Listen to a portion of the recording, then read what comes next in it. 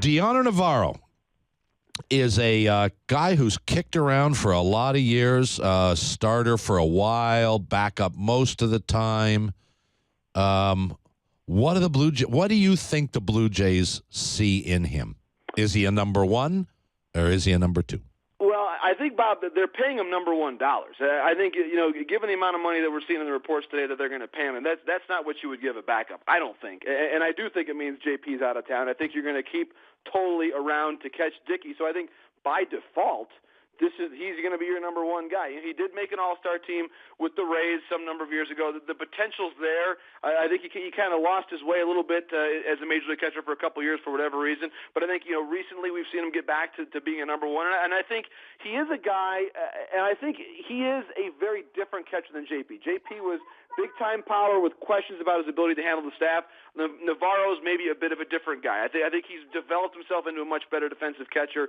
Maybe he's not going to give you Brian McCann's offensive numbers, but I do think he's going to help handle the staff better, which I think is one way that Alex is looking at this. This has to be a team that really recommits to run prevention, which means both on the pitching side and handling the staff from behind the plate. I think that's what they want Navarro to do first and foremost. Do you get the sense, though? I mean, you mentioned Brian McCann and some of the other names kicking around during this. Is this sort of plan, I don't know, D, F?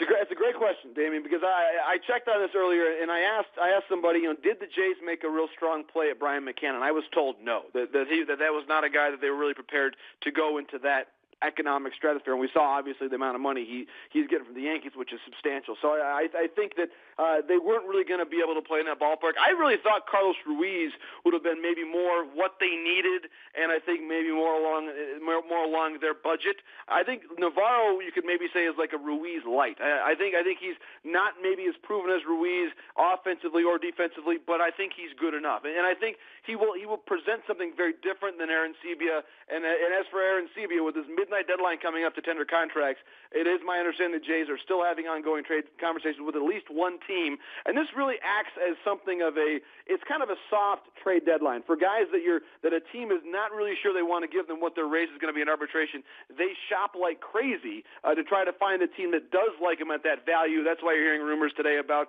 JP, about Jim Johnson, the Baltimore closer, guys that maybe are coming off of down years that have a bit of a track record in the past but aren't quite that valuable to the current team.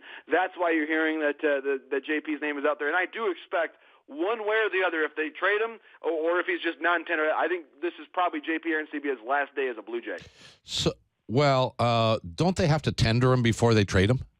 No, you can. There's lots of different clever things that can go on there, Bob. You could trade him now. In other words, you could trade him to a new team now. Well, yeah. Whether it's a team that really needs an offensive catcher behind the plate, I do think the Cubs are a possibility. The White Sox, two teams that I think don't have a lot behind the plate.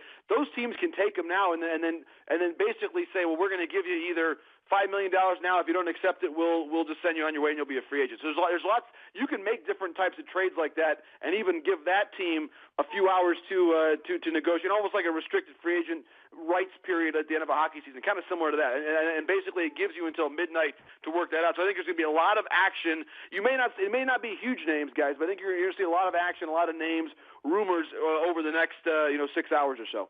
Do you see any chance that the Blue Jays bring in another catcher from somewhere else?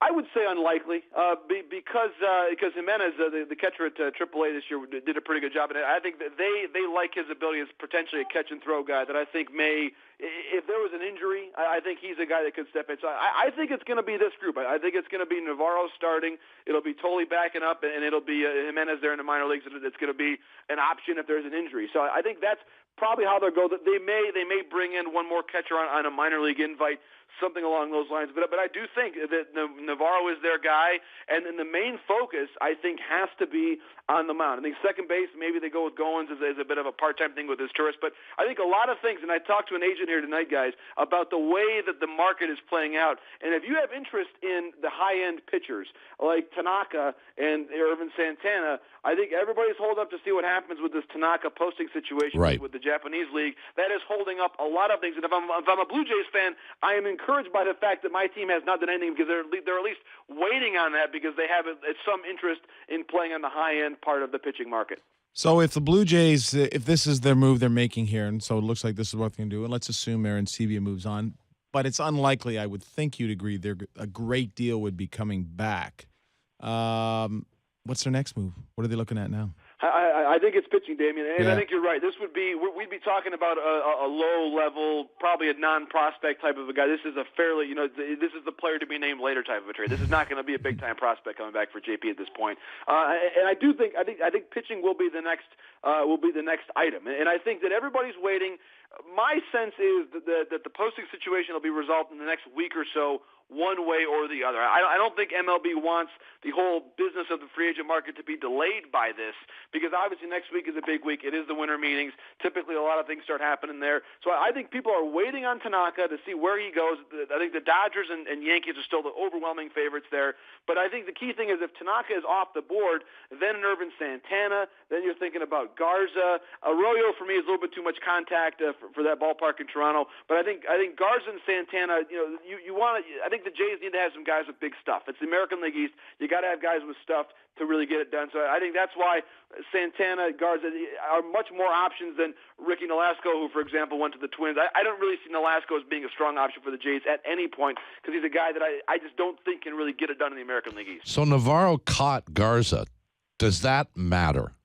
It could. It could, and I think that's where it's a great point, Bob, because I think with Navarro, you got a guy that's been around for a while, has developed some good history working with pitchers, and I think that's one thing. Again, fair or unfair about JP was the criticism was the handling of the staff, and I think that Navarro is a guy that obviously that relationship with Garza, it would be a bit of a comfort factor for him. So I think that could maybe be a subtle nudge. I don't think that's going to overwhelm a difference in dollars if it's substantial, but I do think maybe it gives Garza a bit more comfort factor in taking a second look at the Jays and really giving the Blue Jays a lot of serious thought. Yeah, and I'm just, this is just talking, but you just wonder whether there's a domino thing going on here, where you're looking at pitchers and you're saying, okay, and you're having a conversation with theoretically a Garza, and Garza or his agent say, yeah, well, we might be interested, but who the hell is their catcher going to be?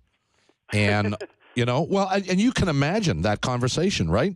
Completely, and I think that the Jays need to bring some clarity there, and I think that today has done that. I think. Yeah, you bring in a guy who you can say, there's a guy, and you worked with him before. Exactly. I think it gives pitchers some degree of certainty. I think that there's, in general, I think around the league, I do think there's some curiosity about the Blue Jays, because they saw what happened last offseason. Okay, clearly ownership is invested. They wanted to go for it.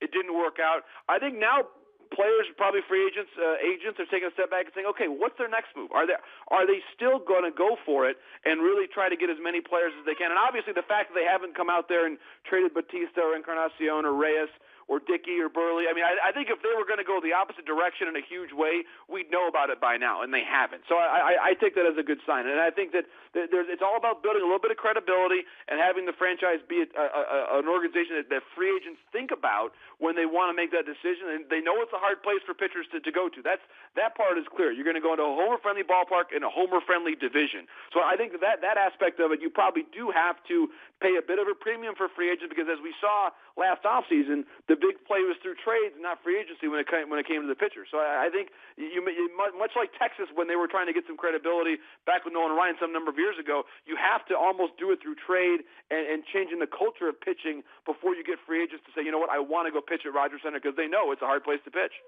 Okay, let's try to get through a couple of tidy up items here. Is this a non-Blue Jay? Yes. Can I go one more Blue Jay thing? Yes, you can. And then you can have the rest of it.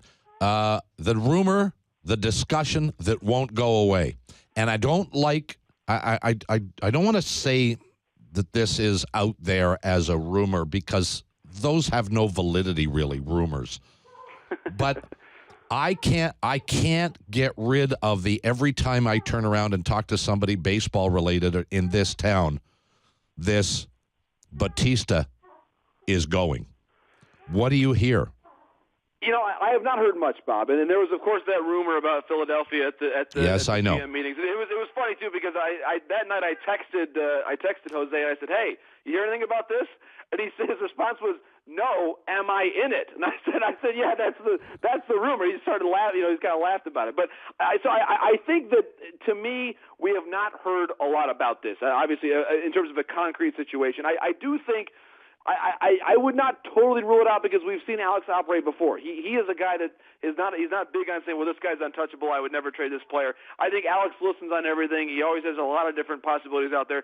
I would say it's unlikely unless the Jays strike out spectacularly on like the entire free agent pitching market. I think if we get to the mid-end of December and Garza's off the board, Santana's off the board, any guy that was an interesting option for them that had the stuff that they believe get it done in the American League is off the board and not a Blue Jay, then I think you have to entertain. I think that's like plan G or H. I think that they're going to go and try to spend some money, bring in what they need, and then if all of a sudden they're in December and they haven't upgraded their pitching, then I think we really start thinking about it if it's the middle part of the month. So I would say not right now, but I would say possibly if they strike out free agent-wise in a couple weeks from now. It's funny, though. I mean, some of the pitchers are starting to go. Phil Hughes is going to Minnesota. Scott Kasmir signs with Oakland. I don't know if either one of those was on the Jays' radar screen. Kasmir was pretty good last year. Hughes was terrible.